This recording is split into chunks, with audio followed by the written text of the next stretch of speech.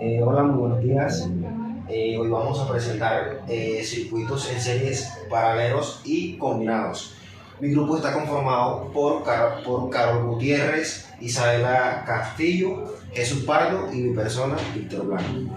Bueno, en el circuito en serie los elementos están conectados de manera consecutiva en una única trayectoria cerrado para el flujo de corriente. O sea, esto significa de que con la misma corriente pasa por cada componente en el circuito sin necesidad de dividirse. Acá conseguimos las propiedades principales, en la cual tenemos 4.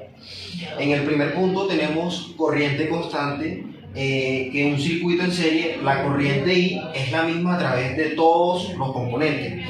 Esto se debe a que solo existe un camino para el flujo de electrones. En el punto 2 tenemos división de voltaje.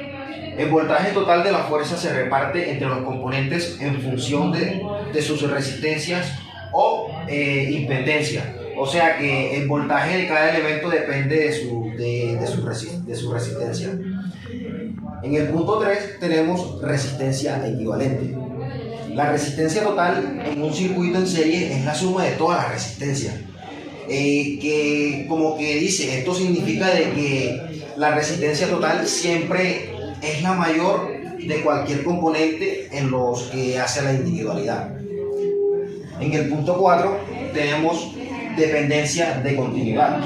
Si uno de los componentes se desconecta o falla, el flujo de corriente se interrumpe en todo el circuito, impidiendo el funcionamiento del mismo. En este punto conseguimos circuitos en paralelo. Lo que quiere decir es que en el circuito en paralelo los elementos están conectados en varias ramas o caminos distintos, lo que hace que sea entre 2 o más puntos comunes. O sea que esto permite de que la corriente se pueda como que dividir entre las distintas ramas. O sea que nos permite como que un flujo más simultáneo a través de sus elementos. Como pueden observar ahí en la imagen, ahí está un poco clara. Acá en esta parte tenemos 2 ejercicios, como pueden ver. En el primer ejercicio vamos a determinar la resistencia equivalente para el circuito.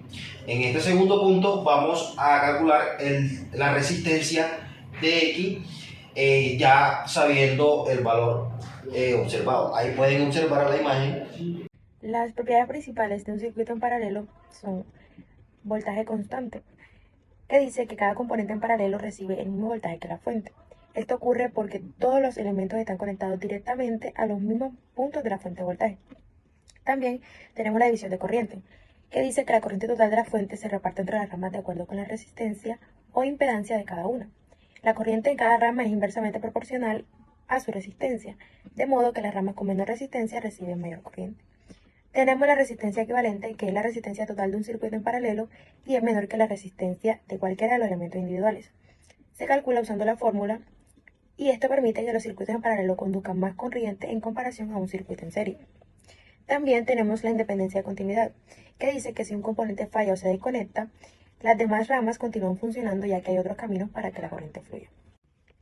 Bueno, también tenemos los circuitos mixtos, que son aquellos que combinan componentes conectados tanto en serie como en paralelo, lo que permite mayor control sobre la distribución de corriente en distintas secciones del sistema. Los circuitos mixtos son comunes en dispositivos electrónicos, sistemas eléctricos, donde diferentes partes de los circuitos necesitan manejar distintos niveles de voltaje y corriente. Como propiedades principales de los circuitos mixtos tenemos la distribución compleja de corriente y voltaje, que dice que las diferentes partes del circuito pueden experimentar tanto corrientes constantes en partes en serie como voltajes constantes en partes en paralelo. También tenemos el cálculo de resistencia equivalente, que dice que la resistencia total en un circuito mixto requiere calcular primero las resistencias equivalentes de las partes en paralelo y luego sumarles a las resistencias en serie o viceversa, dependiendo de la configuración. Esto permite ajustar la resistencia y otros parámetros de una manera más precisa. Y también tenemos parcialmente dependiente de la continuidad. Si un componente en una rama en serie falla, puede afectar otras partes del circuito. Sin embargo, los elementos en ramas en paralelo pueden continuar operando. Antes de empezar con el ejercicio, debemos explicar unos casos que nos podemos encontrar para entender su desarrollo. El primero sería donde se encuentren 2 resistencias o más en serie y el otro donde se encuentren 2 resistencias o más en paralelo. Muy bien, en el primer caso, unos circuitos en serie, podemos encontrar la resistencia 1 y la resistencia 2. En este caso no hay ningún nodo que esté entre las dos resistencias, por lo que podemos decir que la resistencia equivalente de este circuito va a ser la suma de ambas resistencias. En caso de que haya más, vamos a seguir sumando el valor de la resistencia cuanto sea necesario. Ok, cuando en uno de sus nodos se encuentra una bifurcación, una división del cable en dos o más regiones, lo que tenemos que hacer es operar de la forma donde la resistencia equivalente será igual a 1 sobre la resistencia elevada al menos 1. Todo eso sumado. Ahora, claro, en caso tal de que encontremos más resistencia, pues se sumará indefinidamente. Esta resistencia elevada al menos 1 se puede identificar como 1 sobre la resistencia. La operación de esto sería la carita feliz que ya todos conocemos, donde este 1 se va a multiplicar con el denominador de la otra suma, dándonos como resultado R2 sobre R1 más R1 sobre R2. Estas dos sumando y estas dos multiplicando. Nos quedaría como tal que R2 se sumará con R1 sobre la multiplicación de la combinación de R2 con R1. Pero tenemos que recordar que la resistencia equivalente se encuentra en el denominador de 1. Así que todo esto se podrá ver a la inversa. O se puede ver el número 1, que es un entero, como un número fraccionario. Y según la ley de la oreja, podemos voltear esta fracción, dándonos como resultado que R1 por R2 se dividirá por R1 más R2. Y así sucesivamente. Ahora, se puede hacer más extenso. En el caso tal que nos encontremos más de dos resistencias, lo vamos a ver de la manera donde R1, R2 y R3 se multipliquen, pero se dividirán entre la suma de sus combinaciones. ¿Cómo así? R1 más R2 más, esto es una multiplicación, R2 más R3 y R1 más R3. Y así sucesivamente, aunque nos aconsejamos hacerlo por partes, ya en dos en dos. Ahora, no siempre vamos a resolver las resistencias en paralelo de la misma forma. Habrá un caso en especial en que las resistencias, aunque se encuentren en paralelo, tendrán el mismo valor. Cuando nos encontremos en esa situación, no se va a resolver así, sino que bastará con tomar un valor de una resistencia, el valor unitario. Supongamos que esta resistencia todas valen lo mismo y valen 12. Vamos a tomar el valor unitario y lo vamos a dividir entre el número de resistencias. En este caso serían 3. Pero no importa el número de resistencias que encontremos, siempre va a ser el valor unitario entre su número de resistencias. En el primer ejercicio nos pedían que encontráramos la resistencia equivalente en este circuito.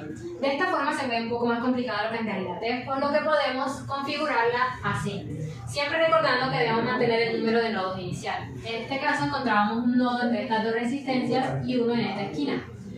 Al configurarla nuevamente tenemos que mantener esos nodos. Ahora aquí podemos ver que tenemos dos resistencias en serie, dado que no hay ningún nodo en la mitad. Por lo que vamos a sumarlas. 180 más 60 es 240.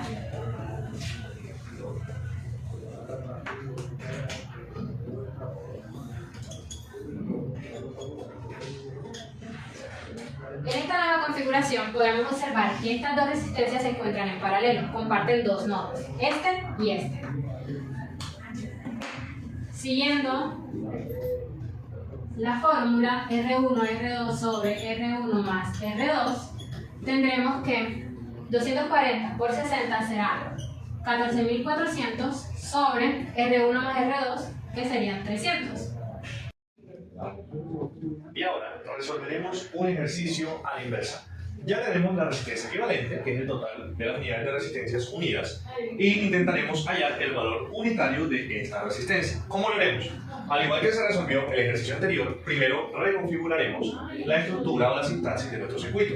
¿Cómo puede quedar esto? Respetando la cantidad de nodos, vamos a entrar este punto como A de entrada y este punto como B de salida. Teniendo que el punto A de entrada tiene una primera bifurcación, convirtiendo nuestro circuito en paralelo, donde se encuentra una resistencia de 10 ohmios al lado derecho o superior, nuestra resistencia desconocida y finalmente una resistencia en paralelo de 3 cadenas.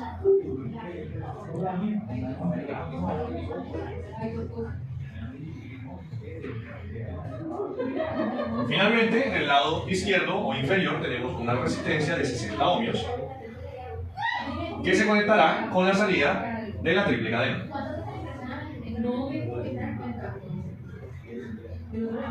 Ahora, para este tipo de ejercicio, lo primero que vamos a hacer es intentar resolver todos los paralelos que estén aparte de los circuitos de serie. Como por ejemplo este, que es un circuito triple en paralelo que tiene el mismo valor. Como recordamos antes en la explicación, cuando una resistencia triple tiene igual valor, lo que haremos es tomar el valor unitario y dividirlo en la cantidad de resistencias con el mismo valor de ese mismo circuito. Entonces tenemos que una de ellas vale 12 y la dividiremos entre el número de resistencias, que serían 3, dándonos como resultados una resistencia unitaria imaginaria que tiene un valor de 4. Entonces podemos borrar esta parte de acá y conseguir una sola resistencia con un valor de 4 ohmios. Ahora, para la siguiente parte lo que haremos es sumar estas 3 resistencias en serie, pero como tenemos un valor desconocido, lo que haremos es dejarlo aparte, pero no sacándolo de la ecuación, siendo que la resistencia 1 de 10 ohmios se sumará con nuestra resistencia desconocida más nuestra resistencia conocida, dándonos como resultado 14 más R, como el valor de nuestra resistencia.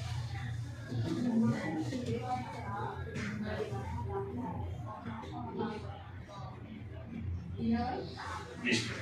Ahora, una vez lo tenemos en esta forma, podemos usar la fórmula donde ambas resistencias se van a multiplicar, respetando que esta es nuestro conjunto, y se van a dividir entre la suma de las mismas. Ya, aquí podemos eliminar el conjunto porque todo se está sumando.